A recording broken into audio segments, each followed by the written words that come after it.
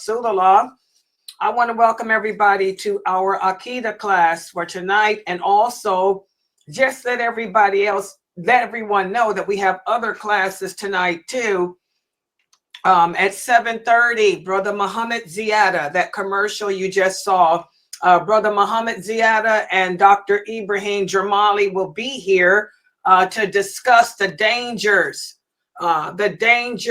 of seeking knowledge on the internet. We need to know the dangers of that, because not everyone who is speaking about Islam, number one, most of them are not qualified to speak about it. Number two, they don't know what they're talking about. And we have to be very, very careful of what we learn about Islam on the internet, and be careful of what we see on the internet. So that's going to be tonight's topic at 7:30 with Brother Muhammad Ziyada. And also we're going to have tonight my class at 9:30, the Maqasidic Tafsir, based on the book by Sheikh Kareem Abu Zaid. Will be speaking more about the science of the Quran. All right, so those are the classes that we have for tonight. And now what I'm going to do is give you a quiz to cover what we discussed yesterday about the sins of disbelief.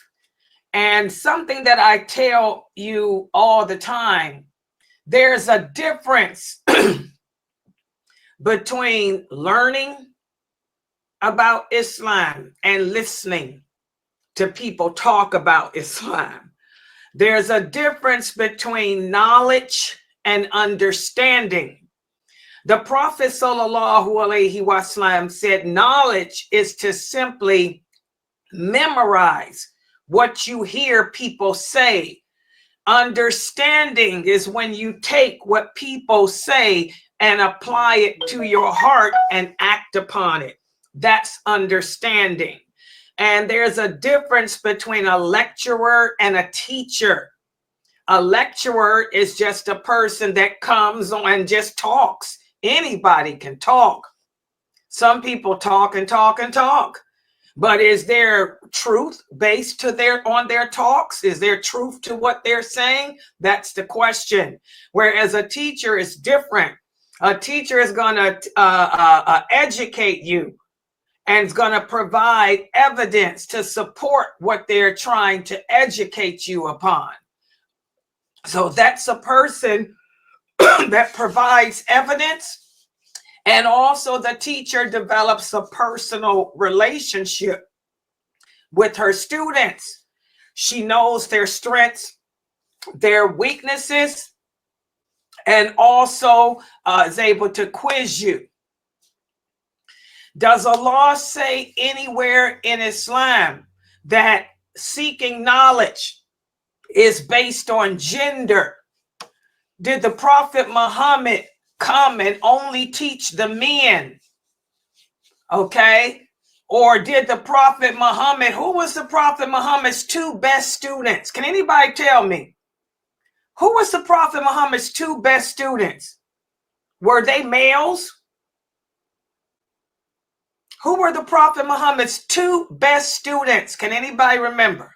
Can anybody tell me who his best students were? His two best students was Aisha, radiallahu anha, and the second one was Zainab, his stepdaughter. That's why Aisha became one of the greatest scholars of all times. She was the one that was able to check the companions on different issues, especially related to family and marriage. Zainab, may Allah be pleased with her, was Salama's daughter, became one of the best scholars of her time.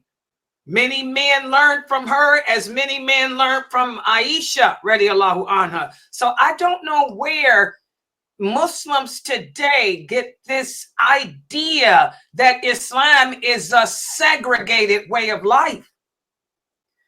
Where do you guys get this notion that the Prophet Muhammad only taught men?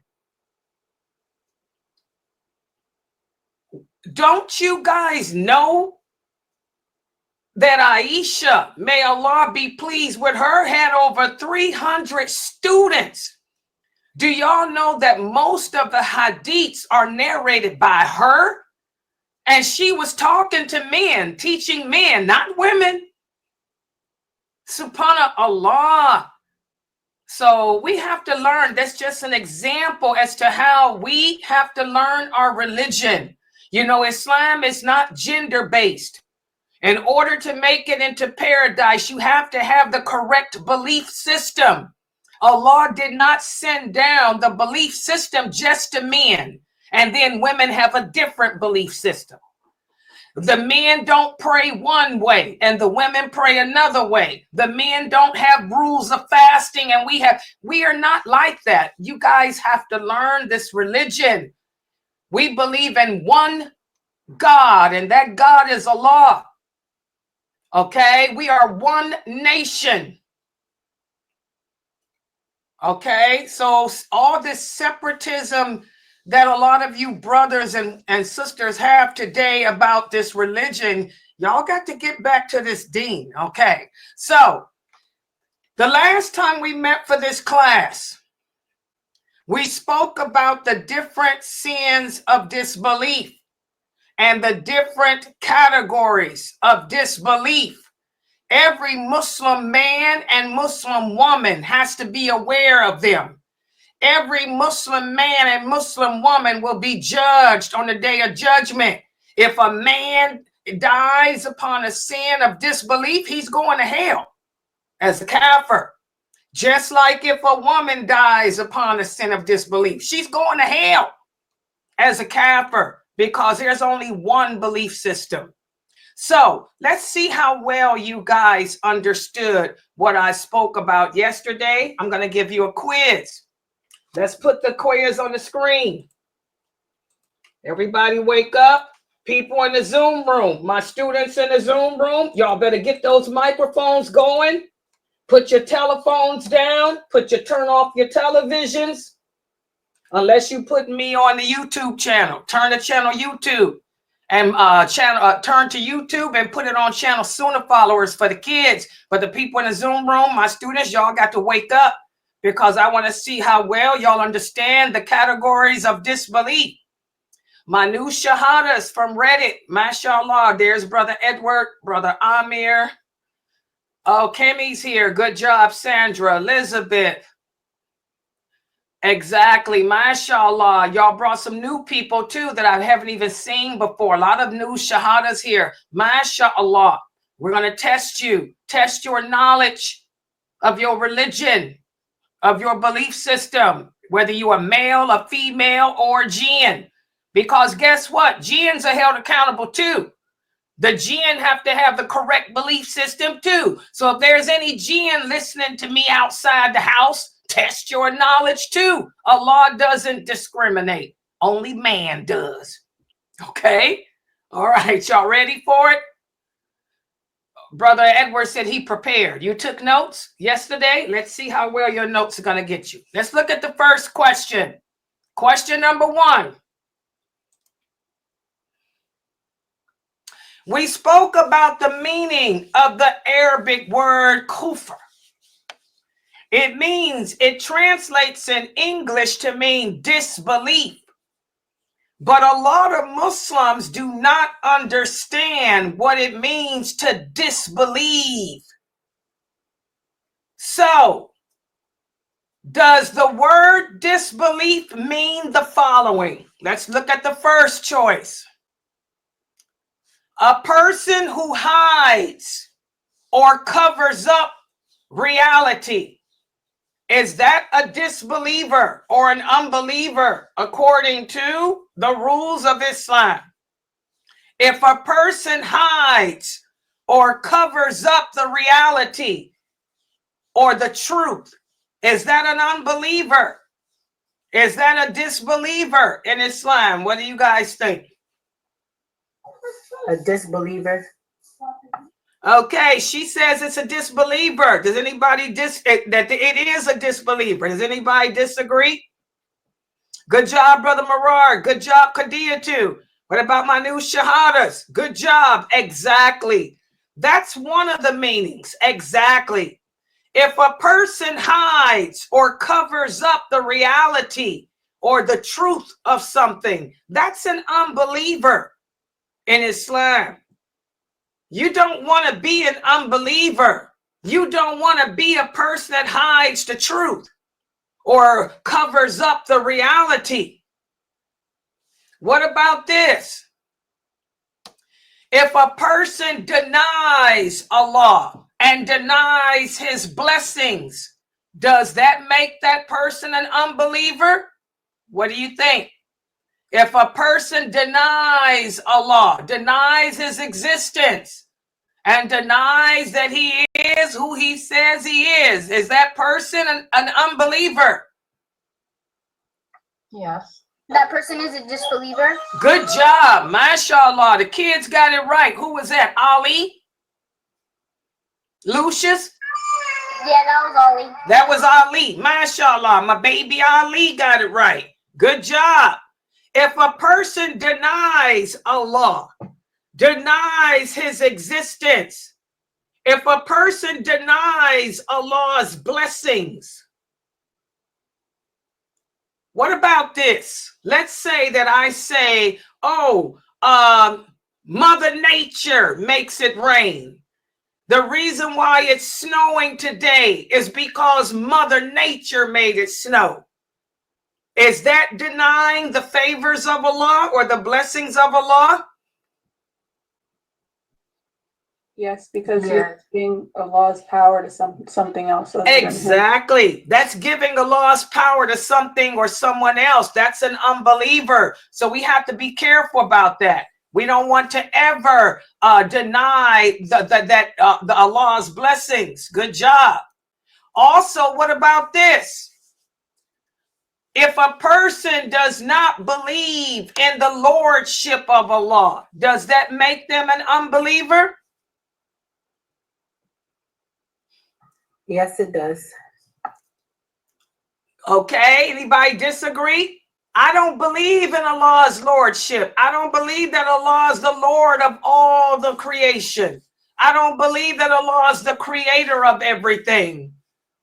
Is this denying him? Is this making you an unbeliever? Yes, exactly. Good job. Good job. Everybody's got that right. Good job. Brother Edward.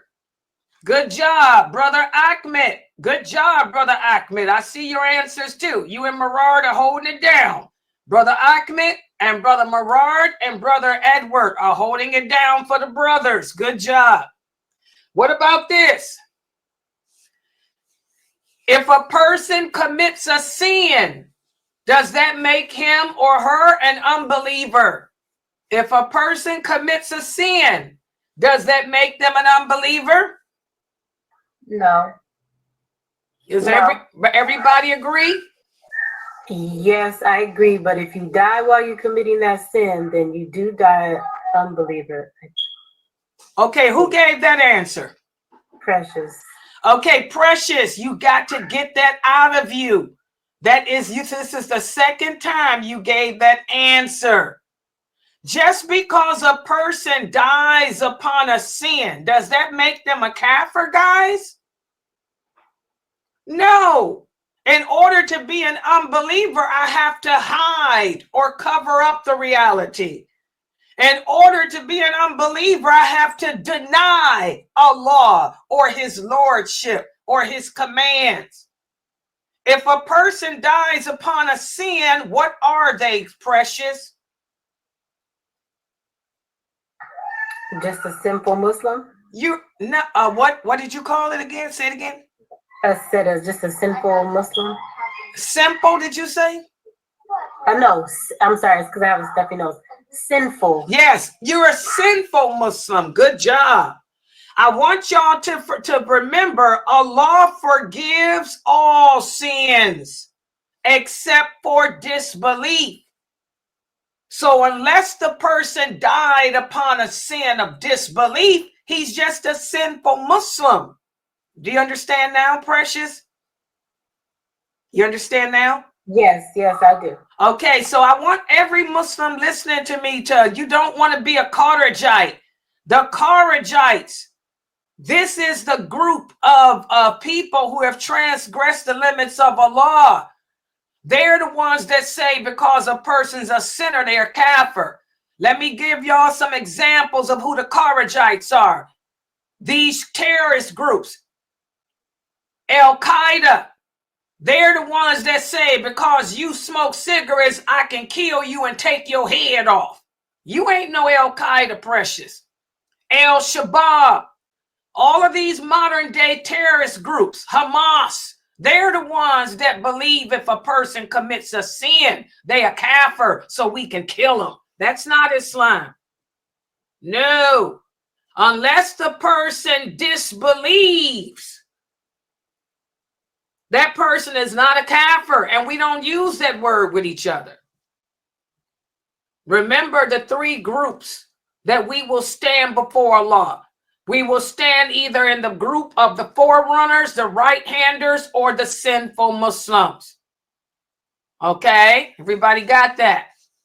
All right, let's look at the next question. What about this? This is a scenario. Anthony knows that there is only one true God. He also knows that nothing else should ever be worshipped but that one true God.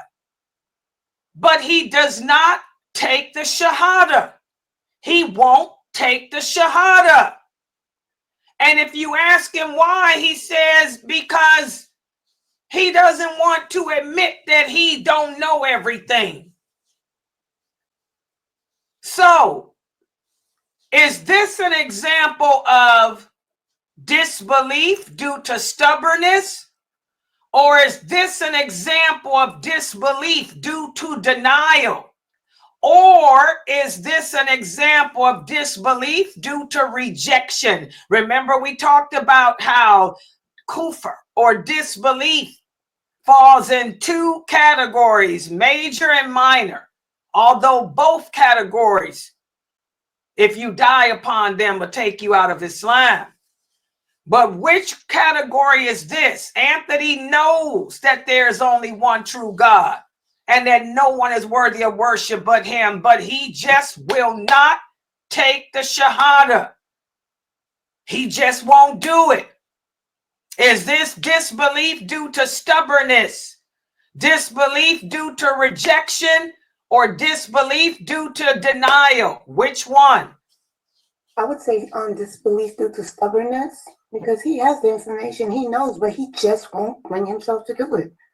Would you guys agree with her answer? I'd say disbelief due to denial. Okay, remember, disbelief due to denial occurs when you deny Allah. Do y'all know what deny means? What's another synonym for the English word deny? Deny means to not believe. So what is he denying? For the person that said he's denying, what is he denying? He didn't deny anything. Okay, so it's not denial. Okay, what was the other answer? Stubbornness. Good job. For those of you who said stubbornness, your answer is correct. This is a person, Anthony doesn't deny that Allah is one. He doesn't deny that Allah is the only one worthy of worship. So it's not denial. Denial means to not admit to something, to not believe something. It's not even rejection, because he's not rejecting the fact that Allah is one. He's not rejecting that Allah is the only entity worthy of worship. He's just being stubborn. He's just being plain stubborn. And there's a lot of people, guys, who are stubborn.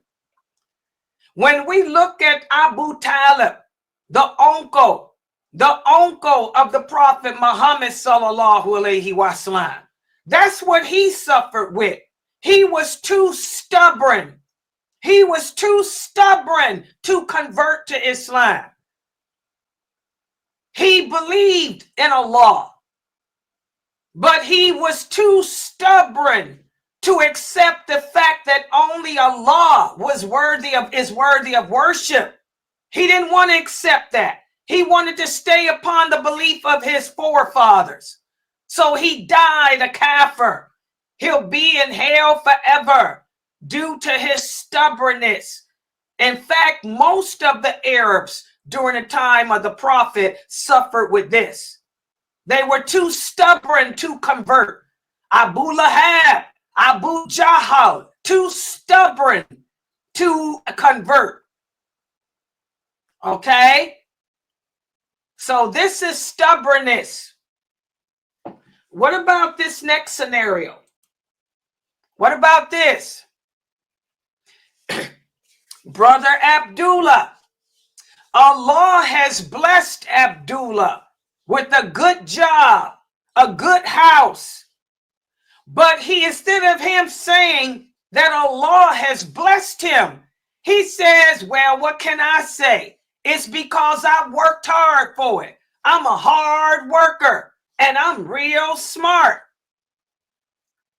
Look at what all I've accomplished in life due to my smartness, due to my hard work. This is an example of which. Is it disbelief due to stubbornness? Or is it disbelief due to denial? Or is it disbelief due to pride? Which one? Disbelief due to pride. Okay. Disbelief due to pride. Due to pride. Okay, everybody agrees? Huh? You agree too? Pride. Okay, good job. Good job. Exactly. This is pride. He's arrogant. This is the same reason why Iblis is a kafir and will be in hell forever. Iblis believed he was better than Adam because he was made out of fire. And fire can destroy the earth. Okay? This is pride. You know, and how many of us suffer with that? Allah blesses us with nice things, a good job, a good house. He gives you money. He gives you a beautiful home. But instead of you thanking Allah, you say it's because of me. That's how Pharaoh was. Allah blessed Pharaoh, made him rich. Allah blessed the people of the Ad, gave them beautiful bodies, gave them strength. But instead of them thanking Allah for it, they said, oh, it's because we're beautiful people. Pride and arrogance. This is a sin of disbelief. How many of us suffer with arrogance? If we die upon that sin, if we die equating everything to ourselves instead of Allah, then guess what? You're going to die an unbeliever. We have to work on that as Muslims. Okay, what about this? Brother Jamal. Brother Jamal feels that women are the worst temptation on earth. So he tells his wife, all his daughters, that it's haram to wear nice clothing. It's haram to smile. He doesn't want them to ever smile. It's haram to even talk. It's haram, haram, haram. Because of his feelings about women. This is an example of which? Is it an example of disbelief due to denial? Or is it an example of disbelief due to making the lawful unlawful? Or is it an example of disbelief due to arrogance? Which one do you guys think? Go ahead, baby. Disbelief making the unlawful. This is Suhela, by the way. Ichi's daughter. Oh, good job. Okay, Geechee's daughter said disbelief due to making the lawful unlawful. Does anybody disagree? I agree. Good job. Good job, Brother Ahmed. Good job, Amir. Good job, Kimmy. Good job, Merard. Good job, Yasmin. Good job. Good job. Exactly, guys. How many of us do that? We say things are haram. This is why I tell all my students, do not, I repeat, do not use the word haram unless you have the verse from the Quran or the authentic hadith to support it. Don't tell me I have to wear a niqab. Where's your evidence? And don't give me a fatwa from Islam Q&A, because Islam Q&A is not a source. And don't tell me what no imam said, because he ain't Allah. Okay, bring me the verse from Allah or the verse from the Prophet Muhammad saying that a woman has to cover her face, that a woman cannot wear nice clothing, that a woman can't smile, that a woman can't talk. Bring the clear nas. If you can't provide the clear nas, this is another example of disbelief by making the things that Allah made lawful unlawful. Y'all see why we have to be careful with that word haram. Don't use it unless you got the clear nas to support it. And we're going to talk in detail about all this stuff over the next week or two. What about this? Sandila. Sandila looks down on other people, and she believes that she never makes mistakes in her judgment. She believes that she's basically perfect. This is an example of disbelief in what? Disbelief due to stubbornness, disbelief due to arrogance, or disbelief due to denial. Which one is this? Disbelief due to arrogance. Okay, do you guys agree? Yes. Good job. Good job. It's more arrogance. It can be denial too, because she's denying that she makes mistakes, but it's more arrogance than anything else. It's more arrogance. When you look down on other people, this is a sin of disbelief. Anybody that dies thinking that they are free of mistakes, that they are free of correction, this is an arrogant person. And if you die in that state, thinking that you're perfect, perfection belongs to Allah. And a lot of us as human beings struggle with perfection. I know I do. I have to remind myself all the time, that only Allah is perfect.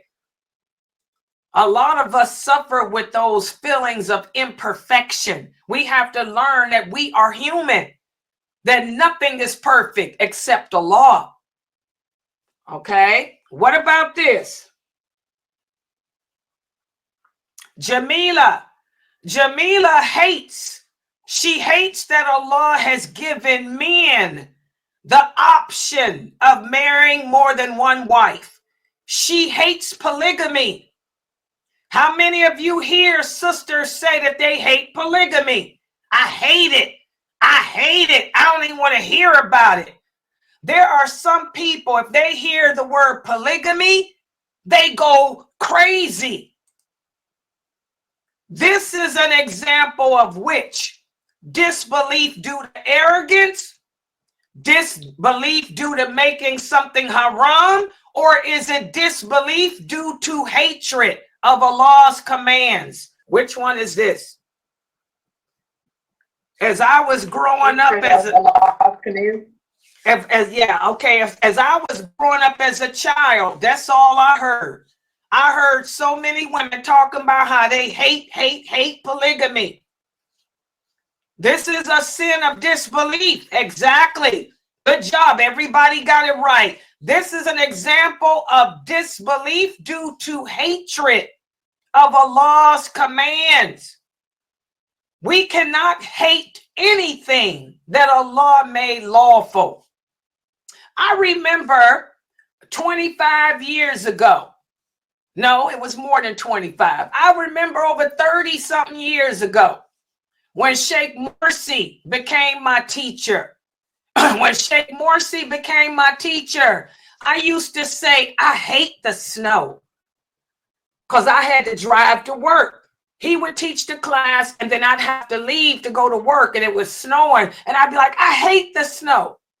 So he told me, never say that you hate the snow. I said, why not? I hate it. He said, Layla, you hate something that Allah brings good about. He said, you'll never be a believer until you love what Allah loves and only hate what he hates. He said, say that you don't like driving in the snow, but do not say that you hate something that's good and clean. And I thought about that. Okay, so this is disbelief due to hatred. It's not denial. Denial is to deny that Allah is Allah. Denial is to deny that polygamy is lawful. She's not denying it, Pamela. She hates it. She knows that Allah has given men the option of having 2, 3, 4 wives. She's not denying it. She's saying that she hates it. You see the difference? So this is not denial. Denial is to say a man cannot marry 4 wives, or a person doesn't have to pray. She's not denying anything. She admits that it exists. She hates it. We have to take the word hate out of our vocabulary too. Hate and haram, they have to come out of our vocabulary unless it's something that Allah hates. Okay? What about this? Abdul, he likes to make fun of the Imam's khutbah every week. Is this a form of disbelief? And if so, which form? Abdul likes to make fun of the Imam's khutbah. He makes jokes about the khutbah, laughs, and finds it hilarious. Is this a form of disbelief? Yes or no? What do y'all think? This is the disbelief due to mocking the religion. Exactly. This is making fun, making a mockery of the religion. We have to be careful of these comedians. That's why I tell y'all, what Muslim is a comedian? Why would a Muslim want to be a comedian? Comedians lie. Comedians ridicule. Comedians make fun of things. And one thing that we cannot do is make fun of this religion. So why is the Imam making fun? I mean, a man making fun of the Imam's khutbah?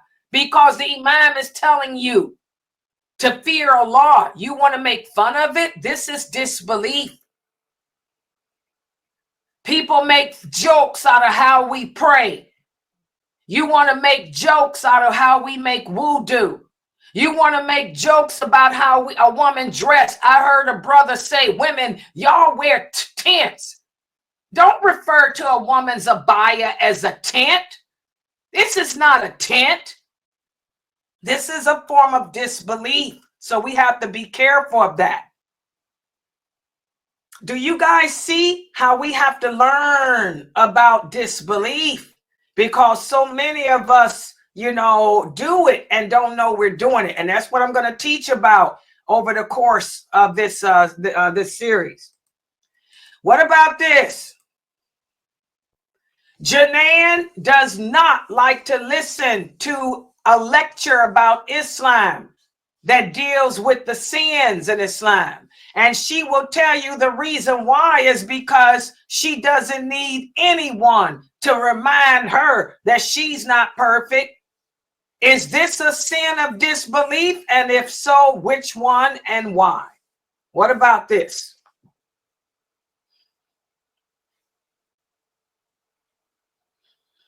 This is disbelief due to avoidance because she doesn't want to hear the truth because it's going to make her realize that she isn't perfect. She's avoiding the Mashallah. truth. Exactly. This is disbelief due to avoidance. How many of us Muslims do this? We're not learning our religion. You rather spend your time listening to a non-Muslim talk about politics. You rather spend your time listening to somebody talk about psychology. You don't want to hear a person tell the truth about Islam because you want to avoid finding out that you're committing sins. You're trying to avoid learning that you could possibly be in the hellfire. There's a lot of Muslims out there. They make priority, their priority is seeking education of the world, but they know nothing about their deen, nothing about their religion, because they don't want to know. They don't want to know what's lawful. They don't want to know what's unlawful. They want to enjoy the life of this world. This is avoidance. Seeking knowledge. I want every Muslim listening to me to understand that seeking knowledge of this religion is an obligation. We are all obligated as Muslims to learn our religion and learn it correctly. Last question. This is the last one. Uh-oh. Let me go back. Okay, hold on. I hit the wrong button. Brother Abdullah is the imam of the masjid, and he decides to make a new rule that men and women can shake hands when only in the event of being introduced. Could this be a sin of disbelief? And if so, how? This is some of disbelief due to the fact that he's introducing things.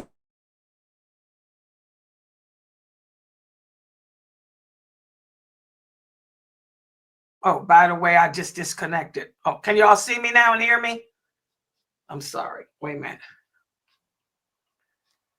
Can they hear me? I think I left Zoom. Can you guys hear me on Facebook? Wait a minute. Let me see. I think I got kicked out of Zoom. Am I still in Zoom? Uh-oh. Wait a minute. Hold on.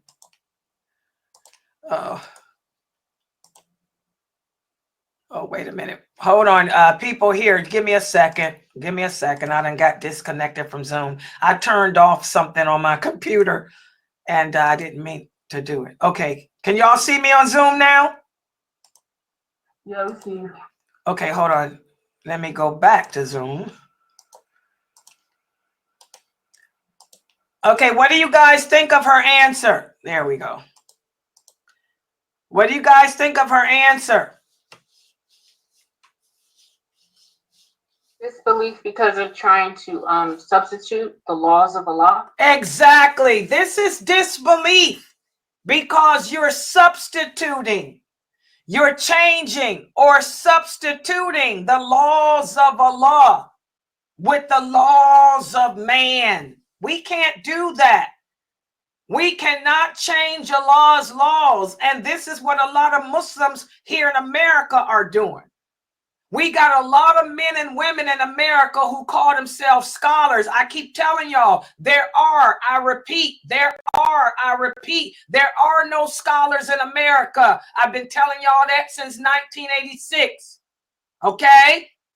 But you got a lot of learned men and women who think because they have PhDs in Islam that they can change the Quran, that they can tweak Allah's laws. You can't tweak the laws of Allah.